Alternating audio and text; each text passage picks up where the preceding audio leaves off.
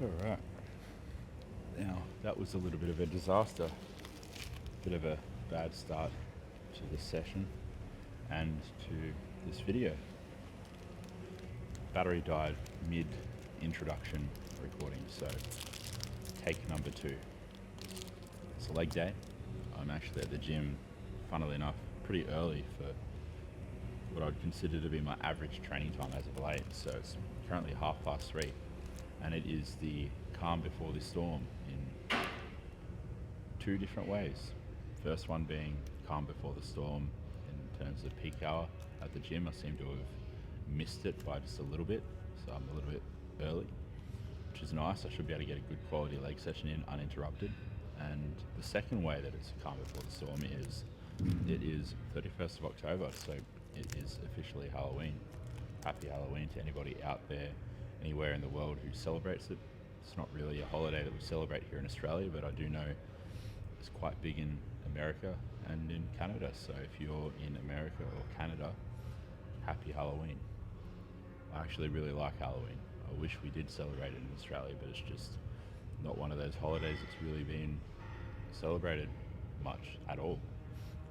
I think they're trying to jump on the Halloween bandwagon a little bit more these days. I mean, when I was a kid, you'd go through the grocery store, you wouldn't really see any Halloween advertisements, you wouldn't see any Halloween merchandise at Target, anything like that. And now you see it everywhere you go, 1 to 2 months prior to Halloween. So they're definitely pushing it from a marketing standpoint. Whether it sticks and catches on, that's another thing that's yet to be determined, TBD. But that doesn't change the fact that it's leg day and I'm going to get a good quality leg session in. So did my first block of work, mind you, a smaller block. I've done my first, I'd say 30% of the work for the day, so I've still got a solid 70% to get through after this. So it's already quite late, as I said, 3:30. So it'll be a bit of a late work night, I think. I'll finish work quite late tonight, but it is what it is. I'd rather get leg training in now before the gym gets super packed and busy than to just smash out the rest of my work and then try train in peak hour at night time. That would be a nightmare, a disaster, especially on Halloween. I mean, all the kids trick-or-treating. I know I said that it's not really widely celebrated here, but kids are definitely trick-or-treating a lot more than they used to. I wasn't allowed to go trick-or-treating when I was a kid. Back on the the discussion of Halloween. When I was a kid, if you went trick-or-treating, a lot of the time the people would just tell you to piss off and go home. They had no candy, so you'd walk around houses and you'd get told to go home, pretty much by everybody. But yeah, it is going to be quite busy tonight, so I'd rather get training in now, is what I'm saying. Yeah, leg day.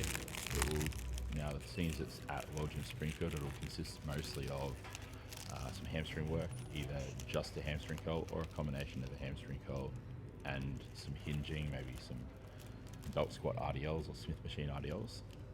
If I do that, it'll be a lying hamstring curl. If I don't do the RDLs, it'll be a seated hamstring curl. And about 4 to 6 sets of hamstrings in total. Then it'll be the isolateral plate loaded leg press, the hammer strength one. Some leg extensions, and that'll be the quad work mostly. Maybe throw in some adductor work. I just don't like the adductor machine here, so TBD on that.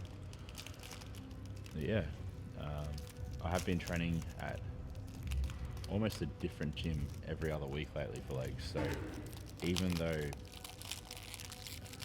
some people would probably lose their mind, I've been keeping my cool with it. I mean, you can still progress week to week even if you're training at different gyms. And I think that's something important to bring up and touch on, because a lot of people think, oh, I'm not at my usual gym, I'll just do a YOLO session instead. No, like if you really care about progress, or if you really care about the quality of your training, you'll still try follow your plan even if you're at a different gym. And you can do that almost all the time. If you're ever finding yourself to be training at a different gym, you can still follow your training program. It will just look a little bit different to what you might consider following the program to be. If you're, say, for example, programmed to do a lying hamstring curl, and normally at your local gym you do 3 sets of 8 to 12 at 1 rep in reserve, and say, for example, you're up to 100 pounds on that movement. And that gets you 1 rep from failure within the 8 to 12 rep range. Or if you use a different brand of a lying hamstring curl at a different gym, it might not be the same weight, but you're aiming for 1 rep in reserve, so just adjust the load accordingly and still hit that 1 rep in reserve within the 8 to 12 rep range. You might only need, say, 90 pounds, or you might need 120 pounds, depending on how the machine is built and how the force curve is. But you just have to auto-regulate things a little bit. You can still follow the plan, the program.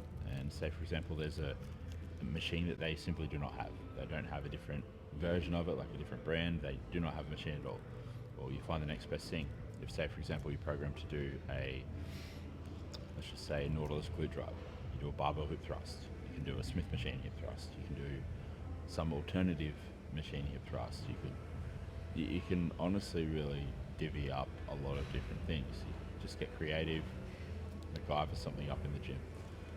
And then again, look at your prescribed rep and reserve target, look at your prescribed rep range for that exercise, look at your prescribed number of working sets, and match those targets, and you're good as gold. So that's what I would recommend. But I'll finish this and my bum energy, because it was actually not early, but earlier than I've been training lately, so I can justify the caffeine.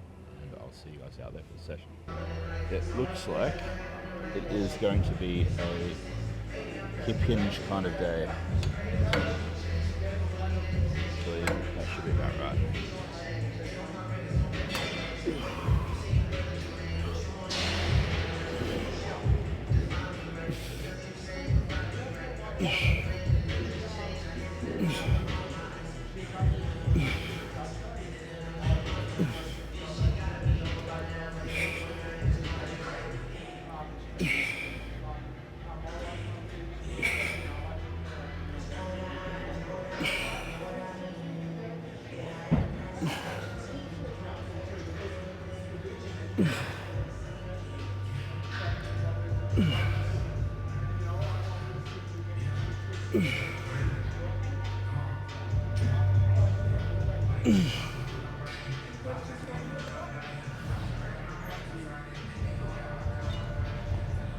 We go for the next set.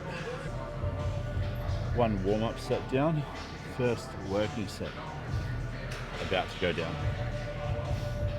70 kilo, I think. Could be pound, but I think it's kilo. 70 on the stack at least, whatever that is. So I aim for somewhere between 8 to 12 reps in this, and then a couple more sets of hamstring curls, and it'll be onto the hinging, because like I said, if I decide to do lying hamstring curls, which I have, it means I'll be doing a little bit of hinging today. So yeah.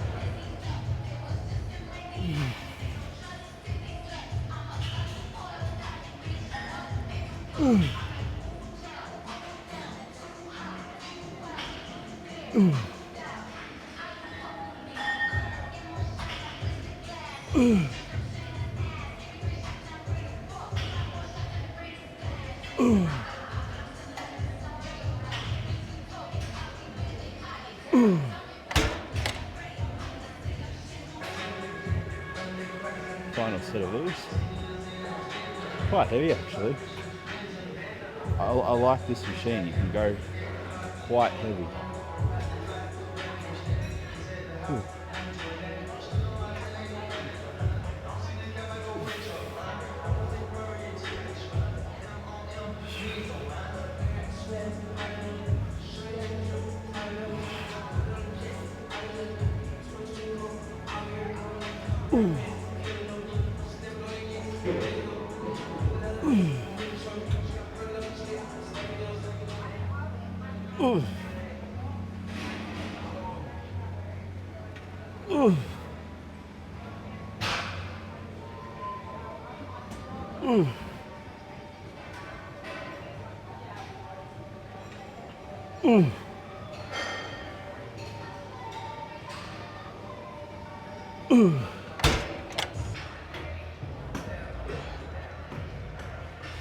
Now, I was originally going to do single leg extensions, but the dilemma I've run into, let's just say that, is I do not like the feeling of single leg extensions on this leg extension machine.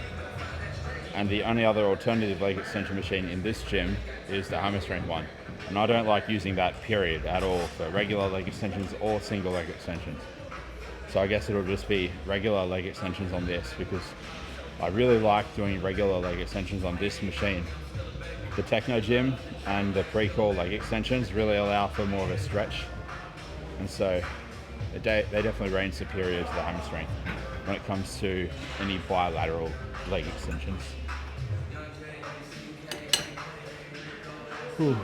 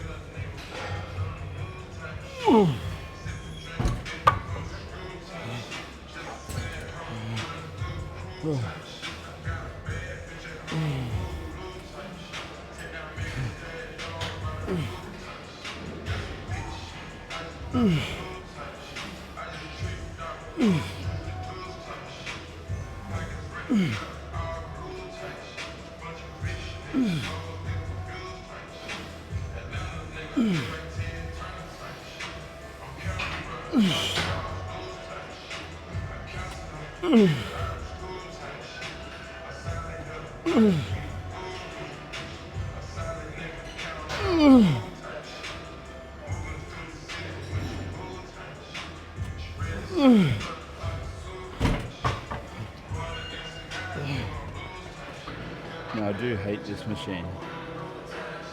Out of all the adduction machines I've used, this has to be the worst one. However, I do think that I need to at least one set of adductors, just like one rest pause set. So that's what I'll do.